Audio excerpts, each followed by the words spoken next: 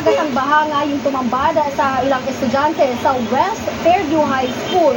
Ang mga estudyante na binintay sana ng klase ilang oras na stranded sa loob ng paaralan habang palakas ng palakas ang agos ng tubig. Mag-aalauna-30 na nang magsuspende ng klase ang Quezon City. Pati ang ilang estudyante na papasok pa lang ng eskwela na stranded na sa Commonwealth Avenue at pahirapang makauwi.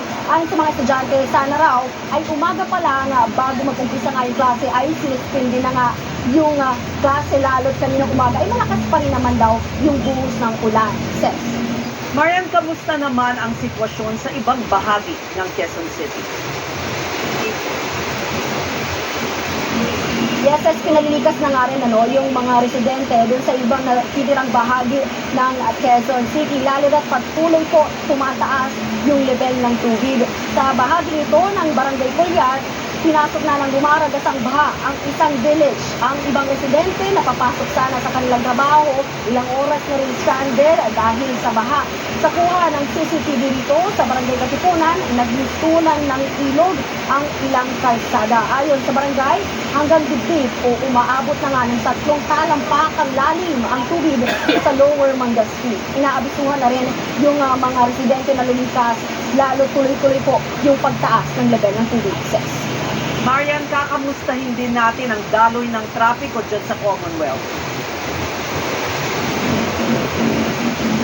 Kasi makikita ko sa likuran ko na magkaalas 4 na nga ng hapon na mag-umpisang lumuwag yung daloy ng trapiko rito. Dahil bandang alas 12, kasagsagaan ng buhos nga ng ulan dito onwards, ay talaga pong usad pagong yung daloy ng trapiko. Namumula po bumper to bumper yung daloy ng trapiko dyan.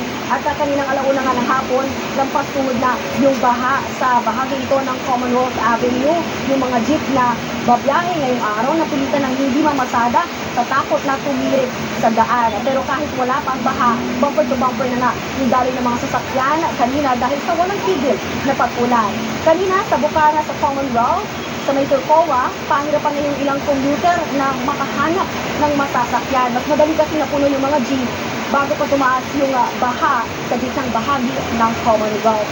Ses, dahil napitakakas na wala na ipinapalitin ng pagpapatuakay ng Quezon City yung pagpapatupad ng magdetect na rin daw sila ng mga karagdagang QCT bus para na alalayan yung mga kapatid natin stranded na commuter. Balik sa'yo, Ses. Yan ang ulat ni Marian Enriquez live mula sa Quezon City. Umapaw ang ilang ilog at estero sa iba't ibang bayan sa Rizal. Ang resulta, lumaragasang baha. At live mula sa Rodriguez, Rizal, nangunguna sa balita si Gary De Leon. Gary, kamusta ang mga kapatid natin dyan?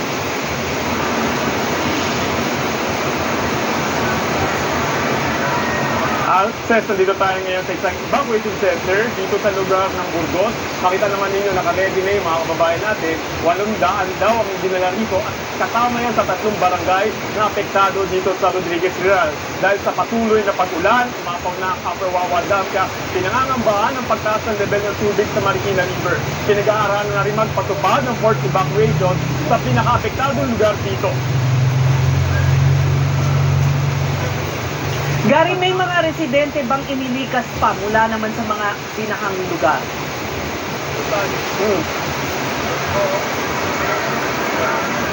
Oo, sa ngayon, Seth, tatlong lugar kasi yung sinasabi ng NDRMO na kailangan nilang paglipatan.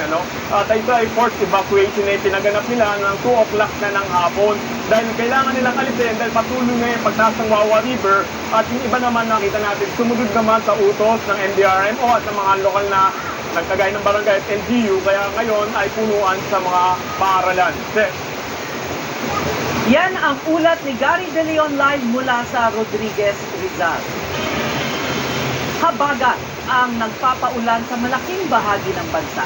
Alamin natin ang latest sa lagay ng panahon. Nangunguna sa balita si News 5 Weather Specialist Alvin Pura. Alvin, una sa lahat, bakit ganitong kalakas ang epekto ng habagat kahit wala na ang bagyo? Yes, wala na nga tayong bagyo sa labas ng ating Philippine Area of Responsibility at yung dating bagyong Kising, naglandfall na yan dyan sa may Hong Kong. Pero meron tayong tinatawag na monsoon trough o yung ating parang intertropical convergence zone, pero nasa taas na bahagi ng ating bansa. Relatively mababa po ang pressure dyan, kaya kahit nakalayo na yung dating bagyong Christine, nag-iwan po yan ng mga grupo ng kaulapan dito po sa itaas na bahagi ng ating bansa. Kaya lumalakas pa rin po yung ating habagat or southwest monsoon na siya po nagpapaulan sa malaking bahagi ng ating bansa. Maliban dyan, meron tayong dalawang low pressure area na binabantayan ang Pag-asa. Isa po dyan yung malayo dito sa eastern section ng southeastern Luzon, nasa around 1,220 kilometers. Ito po ay nasa medium or nasa katamtaman ng chance na maging bagyo, at meron din tayong panibagong low pressure area dito naman sa northeastern ng Cagayan.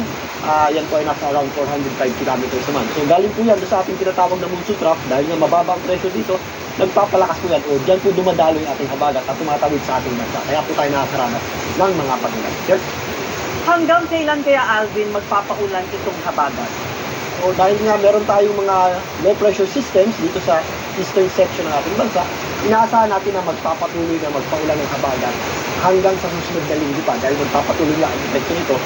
Lalong-lalo na kapag lumakas pa itong dalawang sama ng panahon na ito at maging bagyo yan, sila naman ang magpapalakas pa ng tuluyan sa ating habagat or southwest monsoon. Meron tayong dalawang nakikita scenario dahil dalawa po ito, may possibility na yan pong dalawang yan ay maghiwalay na maging dalawang bagyo o magkaroon ng pangalang Dante. At then yung isa, pwede rin pong maging parte ng sirkulasyon nitong unang bagyo na mabuo, itong mas mababang low pressure area o itong mas malapit na low pressure sa atin.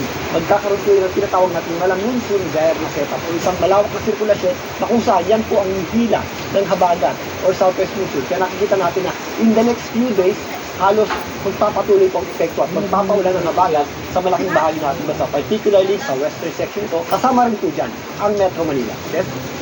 Pero Alvin, sabi mo medyo malayo pa ang low pressure area na yan na dalawa. May direktang epekto na ba ito sa loob ng bansa? Itong mga low pressure systems na nakikita natin dito sa East Philippine Sea ay hindi natin nakikita ang mag-landfall o tumama sa lupa. Bagamat itong medyo mas malapit, meron yung tinatawag na trough, sumasabit po yan dyan sa amin. Pero itong dalawa, hindi natin nakikitaan ang pag-landfall o pagtama sa lupa. Pero, yes, yung ating daloy ng hangin ay nagmumula yan or naggagaling yan sa mga high pressure area dyan sa areas ng Australia patungo sa mga low pressure system. Kaya dahil may mga low pressure system dito, itong mga binabantayan natin low pressure system, dumadali papunta dyan yung ating habagat or southwest monsoon. Kaya kahit malayo yan, hindi naglalandfall, ang habagat mismo ang nagdadala ng pagulan sa malaking bahagi ng ating bansa. At yan po ang ulat ni Alvin Pura, weather specialist ng News 5.